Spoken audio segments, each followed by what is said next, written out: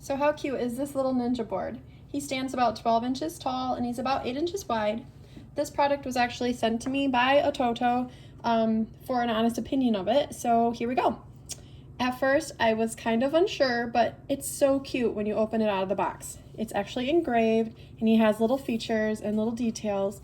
This is what the back is. It's not dishwasher safe, and it can't go in the microwave, but this would make a great gift for like a housewarming present, or maybe the little chef in your family, so that he can help, cut vegetables or fruit alongside with you.